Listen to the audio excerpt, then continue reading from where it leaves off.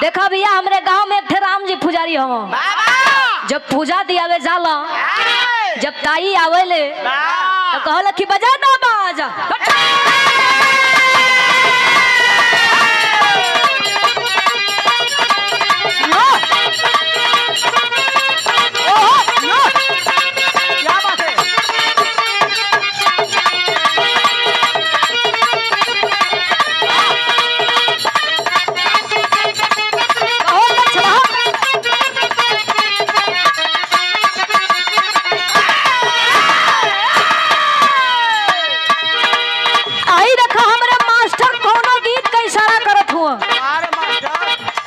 आजकल भैया बड़ा मिजाजी हो गल हो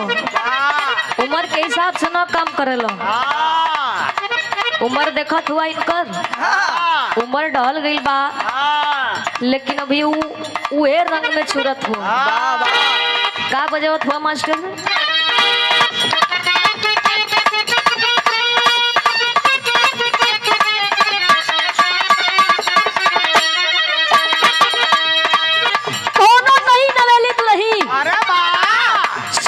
सवार के भैया मार्केट में गईल बा अब जनते हुआ जब मेहरारू मार्केट में जाली कुछ लड़का लोग बड़ा दूरे से ध्यान से देखत हो रह ना गई तो पजरे गईल हो कथुन की का हो ई देखा तानी बड़ा सजल सवरल बाड़ू बड़ा निमन निमन डिजाइन का तू कपड़ा पहले बाड़ू तो आर सैया करे लगा ओ समय वो लड़का वो लड़की से पूछत बा का पूछे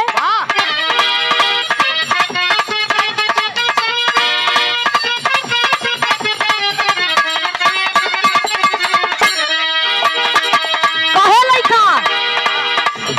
अरे बड़ी झमक आवेलू करे जा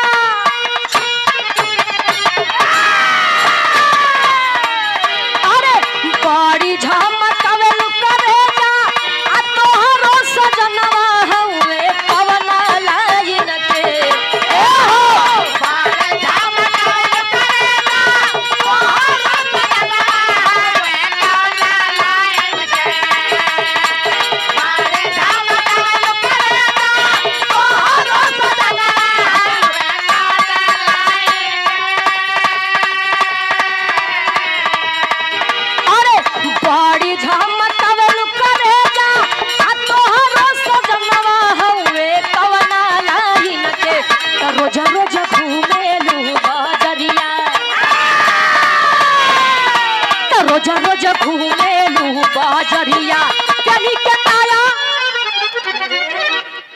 कैसन पावर ब्रेक लगावत हुआ वीडियो में आवा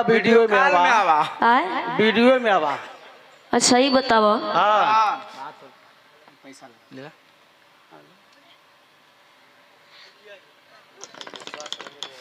और आप सम्मानित परम आदरणीय पूजनीय सुभाष रंजन यादव जी ये हमारे मुखिया जी की ओर से ये दूसरा पुरस्कार बढ़पर पंचायत के मुखिया जी हैं आप और आपके ओर से बहुत बहुत रुपया देकर सम्मानित किया गया छोड़ो प्रणाम बस सभी इनके प्रणाम पलगी बा अच्छा तू का कहत रहा वीडियो में आवा वीडियो में अच्छा ही बताओ तो के समझ में ना आया कि दिन है कि रात है बतावा तो के समझ में ना आवत कि दिन है कि रात है खेत में जब चढ़ जाए भैया तो समझ में इनके ना आई कि खस्सी है कि पाठ है अब बतावा तो के समझ में ना आवत कि वीडियो कॉल है कि आइडियो कॉल है तो ऑडियो में तो लगत बात पहले जाके अपन आँख चेक करवाबो बिगाड़ दे जाना सदियाबाद वाला देखा हमरे हिलावे उलावे ना आवाला आवा तनी आ जा तो प्रयास करत हुआ तो हिलाई तो का कुल आदमी ताकत हूं वही खाते अच्छा तो लोग का तो मन है जितना भैया चाचा लोग बैठल हुआ बड़ा प्रेम से का चाचा तो लोग का मन है उन्होंने लोग का मन पहले तो देखा दोनों उठाओ देखा लइकन का मन ना देखा हमरे चाचा का मन पहले ही हाथ उठावत हो कि हाँ आवो तब चलो हमारी पार्टी मजबूत है अब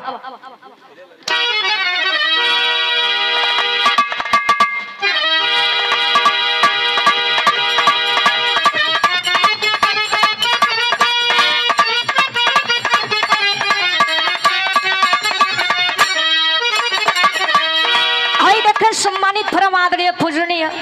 राकेश यादव सिपाही जी वाह ये हमरे सिपाही जी की ओर से बहुत बहुत रुपया देकर सम्मानित किया गया। छोड़ो प्रणाम सब इनके प्रणाम पर लगी अब वाह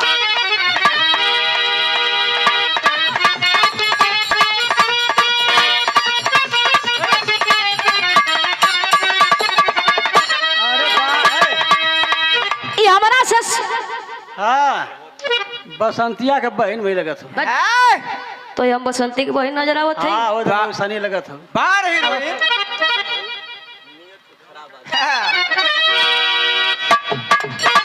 ये हमारा से सवाल करत हो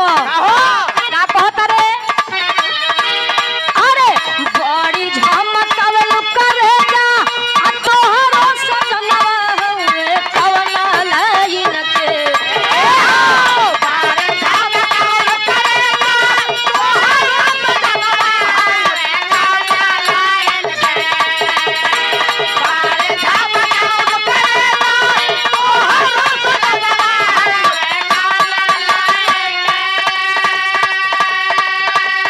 अरे बड़ी झमकावल करे जा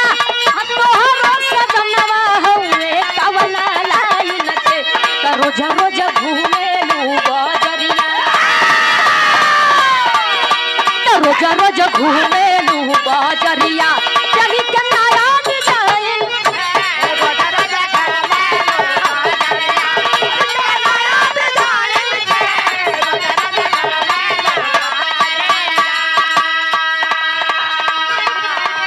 अच्छा ये बतावा वाह जब तू हमरे सैया के बारे में पूछते बाड़ो कि हमार सैया का करेलो लो है सुना हमार सैया जी का करेलो कहे का कहे अरे कहल हमर मानेल सैया तोहरा जैसन रहुन अलगर जी हवे हो ए हो कहल हमर मानेल सैया तोहरा जैसन रहुन अलगर जी हवे कहल हमर मानेल सैया तोहरा जैसन रहुन अलगर जी अरे कहल हमर मानेल सैया तोहरा जैसन रहुना अलगर जी हारे हो त चोलिया किस्म किस्म के सिए त चोलिया किस्म किस्म के सिए कलमुआ तारा जी हारे हो त चोलिया किस्म किस्म के सिए कलमुआ तारा जी हारे हो चोलिया किस्म किस्म के सिए अब वही लइका मानत नहीं खे वाह ओकर खूबसूरती देख के कहे का बोलत हो मास्टर पलटू हो